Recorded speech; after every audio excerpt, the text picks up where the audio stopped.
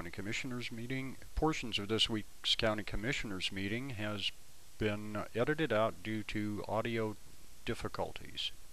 Please join us again next week where we'll present an entire copy of the Commissioners meeting.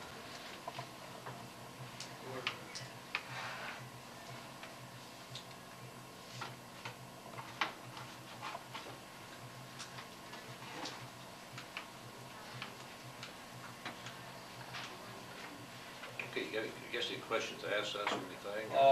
One, it's minor. You might want to try to figure out what is the extent of your loss, reference Mr. Hudson, who was charged just before I took office. It's one of those situations, you have a file that's yay thick, and items that are allegedly stolen appear to be of a fungible nature, i.e. gasoline, metal, such. I don't know how tight an inventory your road and bridge would have, but it's always nice to have a dollar figure for restitution that you can feel comfortable, stating. Otherwise, you're just guessing, which does not look good in a criminal case. Now again, I have no idea how tight your inventories are at road and bridge. Every county does it differently, I can assure you. I think it's been all that tight. I don't either. That's what we've talked about and discussed with them. We have a better handle what the inventory is down there, and then we can keep that track. So, because therein lies the one, pressing question. For some reason, Mr. Hudson wanted to pay restitution. Right now, I don't have a figure for him. So you said something about the gasoline and stuff. There's no. There is some recent, I'll call them misentries, where you can have an idea how much gasoline probably disappeared recently. And just for convenience sake, I'm going to say gasoline's $2 a gallon because the price fluctuates. Maybe I'll say $2.50 depending on my mood, but that's about as good as I can do. But on other items, I have no idea whether we have a count or anything like that.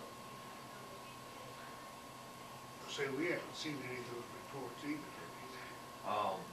Because what happens is you have people saying, oh, it's been going on a long time. Well, that's nice. I mean, what does a long time mean? You have some items that disappeared, or you show beyond a reasonable doubt they disappeared. Is it limited to just those items? So I don't know, again, how tight your inventory is, but you might want to see by talking to, I guess you're going to have a successor superintendent? Yes.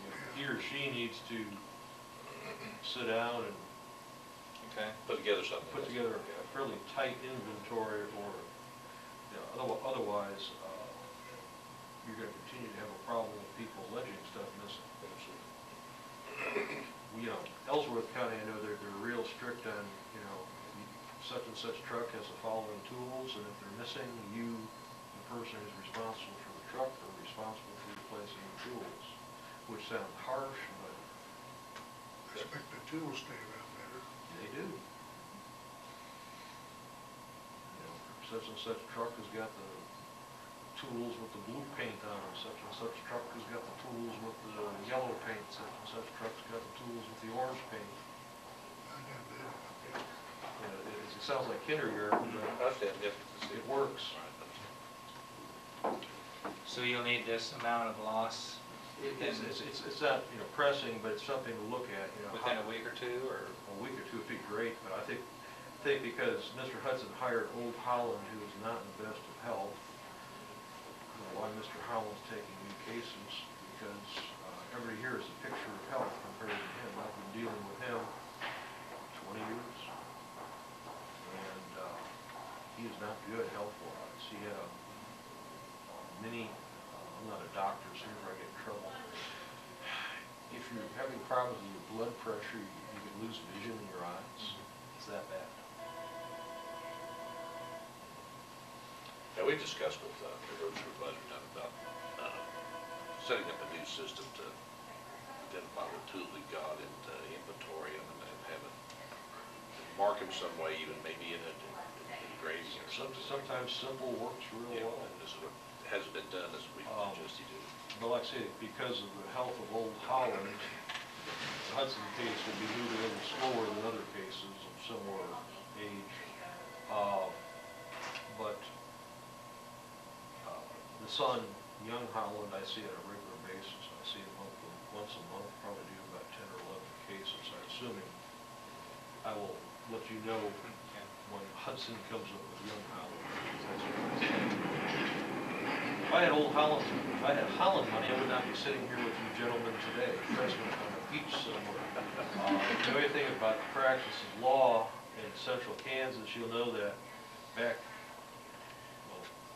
previous decades, they had boom decades with oil and gas. And a lot of people lived high on the hog, and then they had to go back to work because they didn't save anything. Previous generations of Hollands and Driscolls made a lot of money in the 20s, and they didn't blow it, and they didn't reinvest it back in the oil patch such that it was caught in the bust cycle. They diversified it, so basically you got more millionaire attorneys in Russell, Kansas, playing at being attorneys. Right. Kind of like a hobby. Be a nice position to be in, right? Oh, I mean, it's just amazing. The county of Ellsworth never had the big boom decade such in oil such that Russell County had, Rice County had, and once upon a time I'm sure Stafford County had one in the 20s because that's when this courthouse was built. It was a very nice courthouse for circa 1929. Yep, we had our sheriff too. Yeah, it's called boom and bust. Helps the economy a lot.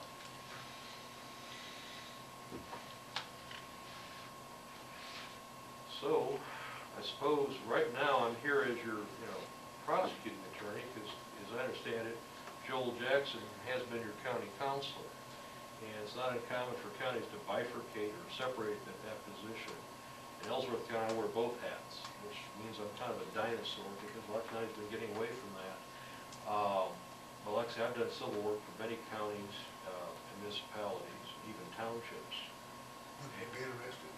Well, yes, I would. The key is I have to be able to set up a time certain to be with the county commissioners because the whole function of the county counselor is to keep county commissioners, other county officials out of court. You do that by being there and intercepting the problem before it morphs into something. What I would do is I would probably I'd probably block off Mondays mornings so we don't have court cases. In fact, I might block off most of Mondays. So I can sit with Board of County Commissioners in Stafford County for 2 full mornings every month, and 2 full mornings in Ellsworth every month, and that leaves afternoons. Criminal cases, if you're on top of them, you don't have to have court Monday morning. That's for people who don't drop out of the jail like Saturday noon, which I do up in Ellsworth. Here you don't have a jail. Here you get a taxi service. Yeah, right. But you stop by the jail and you can figure out what problems you have for the weekend. Because anything after noon on Saturday can wait till Tuesday, and anything prior to noon on Saturday, you better find a judge that weekend and get what's called the judicial determination of probable cause. And I'm spoiled in Ellsworth because I got a judge who's 2 blocks away and a judge that's 1 block away. So, It's pretty convenient. but also they have jurisdiction in this county, so get a hold of the sheriff's office here or encourage them to get a hold of me, and get people charged, and that way they can be held over until Tuesday or Wednesday and freeze up Mondays for the county commissioners. We just did that with somebody last name was Sears here who got arrested on the weekend. Their court appearance will be Wednesday afternoon, but they've had their judicial determination of probable cause, so either they make bond or they sit in jail until Wednesday. It's called time management, and you get used to it after a while. I mean, that's the one thing I didn't see down here before, because the caseload isn't that great. I mean, there's a backup extending back until 2003. Kid you not. And, you know, I might look bad for a while, because a lot of these cases, I might be out of luck as a prosecutor because of speedy trial problems. There's nothing I can do about that. I only signed on, you know, last week. Right. You know, so it's basically a question of, you know, getting in there and say, okay, what's viable as a case and what's not. We'll find out real fast. Then you can eliminate those right away then. Well, you know, it's one of those situations where, you know, if you're a procrastinator, it'll catch up with you, but I'm not a procrastinator. I'm very aggressive. That sounds good to me. And to give you an example, some of the stuff I've been doing in civil matter up in Ellsworth County, we don't have zoning in Ellsworth County, but we're not entirely asleep at the wheel. We worry about things like trailer courts and whatnot showing up, particularly with all manner of like illegal immigrants, you know, whatnot. We're trying to push through a very stringent sanitary code, typically dealing with, you know, sewers, you know, laterals, septic tanks. Biggest problem there is you can, you know, plagiarize from larger counties, but then you have to go deal with Kansas Department of Health and Environment, which I wouldn't wish on anybody. I'd much rather stab myself in the head with a pen than talk to those folks. And,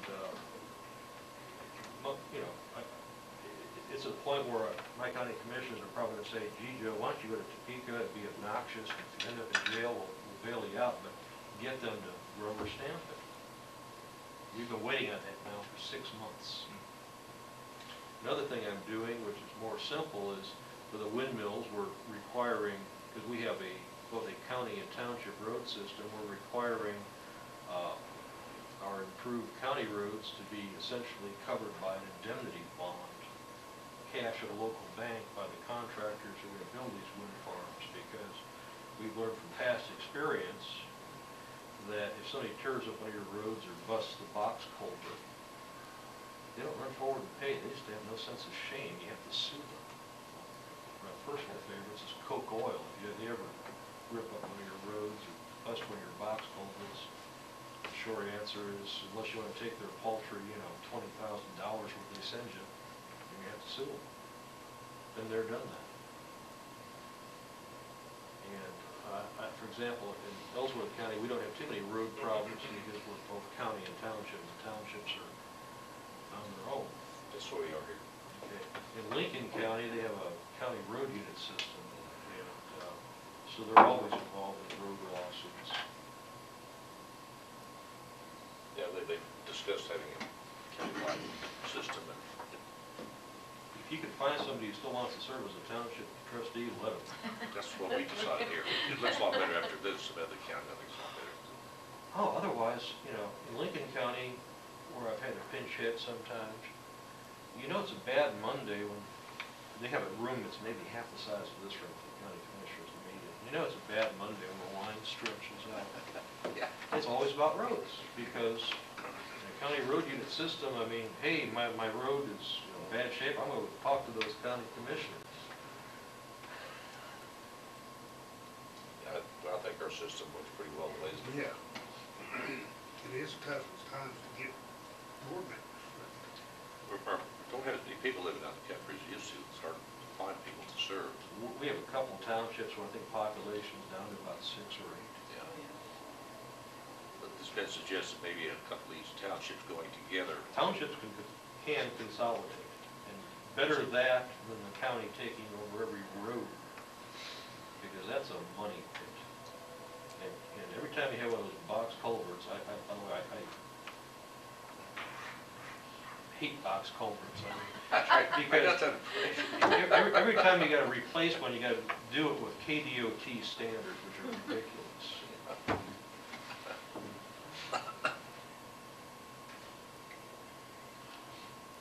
And their idea for a right-of-way around the box culvert's ridiculous. It looks like if you look at a map, it looks swallowed a mouse or something. I mean, because our traditional right-of-ways are not acceptable to KDOT many times, so then you have to go talk to the nice landowner about, can we please have an easement? Yeah. This is just to show you that I've been doing the county councilor stuff for years. The one thing that I actually hate to say this, specialize in, I have a lot of experience in Board of Tax Appeals. For some reason I like that. A lot of attorneys don't. You probably have 2 or 3 attorneys in western Kansas who actually handle it. Everybody else is either in Wichita, Topeka, or Johnson County. But Mike Montoya, who's the Saline County Councilor, is very good in Board of Tax Appeals stuff. And there's somebody from, another one of the Jeters from Hayes. And that's me, and that's pretty much it. I mean, so I've represented counties I get to set a foot into. I mean, and over all kinds of interesting stuff. You always have somebody who has a great idea that they're going to take their property and put it in some type of 501c charitable foundation, continue to live there but never pay property taxes. That's standard. And then of course you have the valuation problems.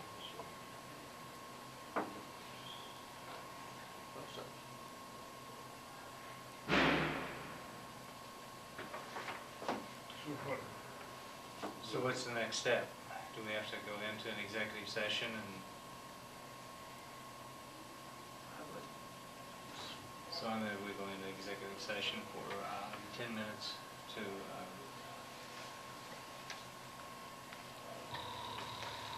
I don't know what to do.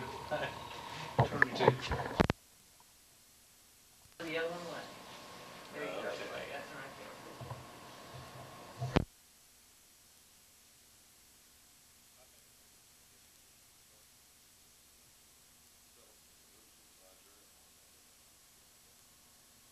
Range 14, step A.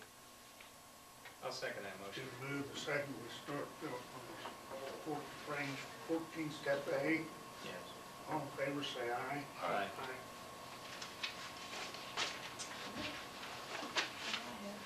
Is there anything else? I have nothing. I have nothing. Would like a motion to adjourn. I'll make that motion. We are adjourned.